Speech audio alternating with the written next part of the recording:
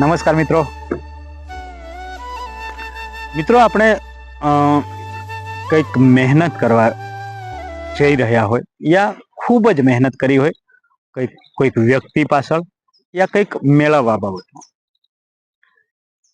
તો એ મહેનત જો આપણી સફળ નથી થતી, આપણે સમજીએ કે યાર સફળ થઈ જશે ચોક્કસથી, એવું સમજીને કાર્ય કરતા હોય છે, પણ પૂરી સંપૂર્ણ મહેનત પૂરી તાકાત લગાવી દેતા હોય છે. એના પછી આપણને ખબર પડતી હોય છે કે યાર આ વસ્તુ તો મેં ગલત કરી દીધું, યા સારું ના થયું, યા સફળ નહીં થયું. આવું આપણને થતું હોય છે, દરેક મિત્રોને થતું હોય છે. ત્યારે મારી સાથે પણ આવું થયું છે. સાથીઓ, હું તારીખ 4, 5 અને 6 દરમિયાન આપણા રાષ્ટ્રીય સંત શ્રી અસંગ ગુરુદેવજીનો પ્રોગ્રામ હતો, જે રાજછેડાની નજીક ખેંગ ઉંડાર ગામમાં એક પ્રોગ્રામ હતો. ત્યાં ગયો હતો ખાસ કરીને એવી ઉમ્મીદ લઈને, કેમ કે દોસ્તો તમે જાણો છો કે આપણો વિડીયા બનાવીએ છીએ, યુટ્યુબમાં કાર્ય કરીએ છીએ, સોશિયલ મીડિયામાં લગાતાર એક્ટિવ છે. તો હું એક આશા લઈને ગયો હતો. આપણને આમ તો સત્સંગો સાંભળવાનો ખૂબ જ ઇન્ટરેસ્ટ છે, ખૂબ જ રસ ધરાવીએ છીએ, પણ એની સાથે સાથે હું એવી પણ આશા લઈને ગયો હતો દોસ્તો કે યાર ત્યાં જઈને હું કંઈક વિડીયો બનાવીશ, લાઈવ કરીશ, તો લોકો જોશે, લોકો સાંભળશે, તો આપણને વ્યૂ પણ મળશે. આ બધી આશા લઈને ગયો હતો. અમે મારા એક ફ્રેન્ડ સાથે ત્યાં ગયા. સાંભળવાની સાથે સાથે વિડીયો પણ બનાવીશું, લોકો સુધી પહોંચાડશું, લોકો જોશે, આપણને વ્યૂ મળશે, એમાંથી અર્નિંગ પણ કરી શકશું, અને સારો એવો ટ્રેનિંગમાં રાષ્ટ્રીય સંત છે એટલે વિડીયો પણ ચાલશે. આ બધી આશાઓ લઈને આપણે ગયા હતા. તો દોસ્તો થયું એવું કે યાર આપણે ગયા ત્યાં સુધી એ પણ બધું જ બરાબર. આપણે સૌ પ્રથમ લાઈવ કર્યું. જ્યારે સન્માન સમારોહ ચાલી રહ્યો હતો, એટલે કે અસંગ ગુરુદેવને લોકો વંદન કરી રહ્યા હતા, હાર માળા પહેરાવી રહ્યા હતા, બંદગી કરી રહ્યા હતા, ત્યારે આપણે લાઈવ કર્યું. તો લાઈવમાં એવું થયું દોસ્તો કે આપણે લગભગ 15-16 મિનિટ લાઈવ કર્યું. એ બધું જ સંપૂર્ણ બરાબર હતું, ત્યાં સુધી બધું જ બરાબર હતું. પણ દોસ્તો થયું કેવું કે એ લાઈવ મેં કીધું યાર ચાલો આ સંપૂર્ણ બંદગીનું યા સ્વાગત સમારોહનું છે, હવે આપણે સત્સંગની શરૂઆત થાય છે, તો ફરીથી લાઈવ કરી દઈએ. તો આપણે ફરીથી લાઈવ કરી દઈશું. સંપૂર્ણ સત્સંગ લાઈવના માધ્યમથી લોકોને જોવડાવ્યો. હવે લોકોને જોવડાવ્યું એટલે લગભગ 55 મિનિટનું સત્સંગ લાઈવ આપણી આ ચેનલમાં કર્યું, સુપરસ્ટાર દેશપ્રેમ ચેનલ. તો એ 55 મિનિટનું લાઈવ કર્યું. એના પછી પણ થોડું ઘણું બીજું પણ મેં લાઈવ કર્યું હતું. એ બધું લાઈવ કરીને આપણે લાઈવ કર્યું એટલે યાર પછી અપલોડ થતું હોય છે. અપલોડ થયા પછી લોકો જોતા હોય છે, એટલે આપણે કંઈ ધ્યાન આપતા ના હોય, કેમ કે લાઈવ કર્યું એટલે લોકો જોવાના જ છે અને પછી જ જોવાના છે, અને સત્સંગ હતું. હવે વિડીયો કદાચ બનાવવાનો તો આપણે જોઈએ યાર કે કંઈક ભૂલ નથી થઈ ગઈ, એડિટિંગમાં કંઈ પ્રોબ્લેમ નથી, અથવા તો કઈ જગ્યાએ મ્યુઝિક મૂકવાનું, આ બધું આપણે શેક કરતા હોય છે. પણ જ્યારે લાઈવ કરતા હોય છે ત્યારે કંઈ પણ પ્રકારનું હું દોસ્તો શેક કરતો નથી. મેં ક્યારે પણ શેક નથી કર્યું, એટલે મને દિમાગમાં આવ્યું. પણ થયું કેવું કે એ દિવસે હું ત્યાંથી આવી ગયા, ખૂબ જ ખુશી થઈ મને કે યાર આપણે આટલી મિનિટનું લાઈવ કર્યું છે, તો અપલોડ થઈ જશે, લોકો જોશે, આપણી અર્નિંગ પણ થશે. આ બધી આશાઓ, ઘણી બધી આશાઓ આપણે લઈને બેઠા હતા. $5 કમાશું કે $10 કે $20 કે $100, અલગ અલગ પ્રકારના રીતે આપણે આશાઓ લઈને બેઠા છે. પછી જ્યારે નાઇટમાં આટલું બધું 55 મિનિટનો જે લાઈવ હતું, એટલે જલ્દી તો અપલોડ થાય ના. આખી નાઇટ દોસ્તો, જ્યારથી સત્સંગમાંથી આવ્યા ત્યારથી આખી નાઇટ અપલોડ થયું. ત્યારે સવારે 10, 10:30 વાગે અપલોડ સંપૂર્ણ થયું. પછી મેં એ સત્સંગ આમ તો હું સાંભળી આવ્યો હતો, પણ મને થયું કે હજી એકવાર યાર થોડું સત્સંગ સાંભળવું છે. તો મેં મારી જ બીજી ચેનલમાં મેં લાઈવ મારું કરેલું હતું, એ અપલોડ થઈ ગયું હતું ને, એ સ્ટાર્ટ કર્યું મિત્રો. તો એ આ સ્ટાર્ટ કર્યું એટલે થયું એવું કે યાર અવાજ નહોતો આવતો. મેં કીધું કદાચ સ્ટાર્ટ કર્યું એ વખતે કદાચ સત્સંગ કદાચ અવાજ આ તે કદાચ ફોન આવી ગયો હશે અને મેં અવાજનું ઓપ્શન બંધ કરી દીધું હશે, એવું થયું હશે. મેં થોડુંક સ્વીપ કરીને થોડુંક આગળ ગયો 5 મિનિટ. 5 મિનિટ આગળ ગયો ત્યાં સાંભળ્યું તો પણ દોસ્તો એ અવાજ નહોતો આવતો યાર. પછી 15-20 મિનિટ કાપીને જોયું ત્યાં પણ અવાજ નહોતો આવતો.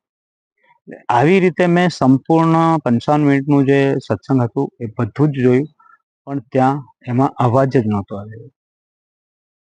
યાર મને યાર ખૂબ જ દુઃખ થયું, ખૂબ જ દુઃખ થયું. ઘણી બધી આશાઓ, કેમ કે યાર આપણે સત્સંગ વિડીયો જોવાઈ રહ્યો છે પણ લોકો સુધી અવાજ ના જતો હોય, લોકો સાંભળી ના શકતા હોય, તો પછી એ શું કામનું યાર? પછી લોકો કઈ રીતે જોશે, સાંભળશે, કઈ રીતે જોશે? માત્ર ગુરુજીને જોઈને, અસંગદેવજીને જોઈને તો યાર ખાલી લોકો પૂરો વિડીયો થોડી જોવાનો છે. કંઈક જાણવા મળશે, કંઈક સાંભળવા મળશે, તો જ લોકો યાર વધુમાં વધુ જોશે ને યાર. તો જ આપણી પણ અર્નિંગ થશે, વ્યૂ પણ મળશે. તો યાર મને ખૂબ જ દુઃખ થયું યાર. પછી એવું થયું, બીજા વિડીયો મેં જોયા તો એ જે પહેલા 15-16 મિનિટનું હતું એનામાં તો અવાજ આવતો હતો, પણ જે મેં 55 મિનિટ કર્યું એમાં અવાજ નહીં આવ્યો. એના પછી બીજા એક જે સંત હતા એમના સાથે આવેલા સાધક, એમનું ભજન, એમાં પણ અવાજ નહીં આવ્યો. એટલે હવે યાર સમજો મારા એ દિવસની સંપૂર્ણ મહેનત પાણીમાં જતી રહી. એટલે હું ખૂબ જ ઉદાસ થયો, માથું ચડી ગયું યાર, તબિયત નરમ થઈ ગઈ, ખૂબ પરેશાન થયો. પછી સાથીઓ બીજા દિવસે યાર જવાનું પણ મૂડ નહીં થયું. સત્સંગ સાંભળવામાં આપણને ખૂબ જ ઇન્ટરેસ્ટ છે, પણ યાર દુઃખ એટલું થયું ને યાર કે યાર એની કોઈ હદ જ ના હોય. બીજા દિવસે હું ત્યાં ગયો જ નથી મિત્રો, અને ત્રીજા દિવસે પણ પછી ઈચ્છા જ ના થઈ. પછી મને થયું કે યાર કંઈક સોલ્યુશન આપણે કઢાવવું છે આનું. મેં મારી રીતે બધું જ સેટિંગ જોઈ લીધું, સંપૂર્ણ સેટિંગ બરાબર હતું. બીજા દિવસે પણ મેં લાઈવ કરી જોયું, થોડી સરસાવ, તો યાર ત્યાં પણ અવાજ નહીં આવ્યો. તો હું ચિંતામાં, ખૂબ જ ચિંતામાં આવી ગયો. ફરીથી મેં બધું સેટિંગ જોયું. હવે કદાચ ના થાય તો યાર મેં વિચાર હતો કે કોઈક જૂના ક્રિએટરો, જૂના યુટ્યુબરો છે એમના પાસે કંઈક નોલેજ લઈએ, એમના પાસે કંઈક જે આપણા સેટિંગમાં છે એ જોવડાવીએ. ફરીથી મેં લાઈવ કર્યું એ જ દિવસે સાંજે, અને જોયું તો યાર અવાજ આવતો હતો. તો કઈ રીતે યાર એ થયું હશે, હું એ વિચારમાં પડી ગયો. શું કુદરત જ એવું ના વિચારતા હોય? કુદરતને જ એવું મંજૂર ના હોય કે યાર મારી ચેનલમાં એ વિડીયો અપલોડ ના થાય, લોકો ના જોવે, હું અર્નિંગ ના કરી શકું? યા મારા નસીબમાં એવું હોઈ શકે છે, યા કંઈક મારી ભૂલના કારણે હોઈ શકે છે. ઘણા બધા વિચારો ચાલતા હતા દોસ્તો, ઘણા બધા વિચારો મને આવ્યા. હું 2 દિવસ સુધી પરેશાન રહ્યો. એના પછી તમે જોજો યાર, મેં લગભગ લાઈવ પણ વધારે કર્યું જ નથી. મેં વધારે લાઈવ જ નથી કર્યું યાર. લાઈવ પરથી મારું દિલ જ હટી ગયું. પછી મેં વધુમાં વધુ વિડીયો બનાવવાનું ચાલુ કર્યું, વિડીયો અપલોડ કરવાનું ચાલુ કર્યું. પછી એવો વિચાર આવ્યો યાર, કદાચ એ દિવસે લાઈવ ના કરતો ને વિડીયો બનાવતો તો અપલોડ થઈ જતો નહીં. પણ પછી સાથીઓ 2-4 દિવસ પછી મને એવું થયું કે યાર ખરેખર કુદરતનો કોઈ દોષ નથી, નસીબનો પણ કોઈ દોષ નથી. દરેક દોષ મારો જ છે. કેમ કે મેં આજ સુધી ક્યારે પણ લાઈવ કરીને ટેસ્ટ નથી કર્યું. પછી મન હલકું થયું કે યાર જ્યારે આપણે લાઈવ કરીએ છીએ ને, ત્યારે ખરેખર લાઈવ થઈને કોઈ બીજા વ્યક્તિ નજીકમાં તો બેઠા જ હશે ને વ્યક્તિ. આપણે એકલા તો હોય જ નહીં, ગમે તે જગ્યાએ જઈએ તો કોઈ એકલા વ્યક્તિ તો આપણે હોય જ નહીં. તો બીજા વ્યક્તિના મોબાઈલમાં સ્ટાર્ટ કરીને આપણો અવાજ આવે છે કે નથી આવતો, કેવો અવાજ આવે છે, કેટલો આવે છે અવાજ, એ બધું સંપૂર્ણ આપણે ચેક કરી શકીએ છીએ દોસ્તો. પણ મેં ક્યારે નથી કર્યું ને, એટલે મારા દિમાગમાં નહોતું આવ્યું દોસ્તો. પણ કઈ વાંધો નથી, ઘણું બધું આગળ કાર્ય કરવાનું છે, ઘણા બધા આપણા ડ્રીમ છે, ઘણું બધું શીખવાનું છે હજુ.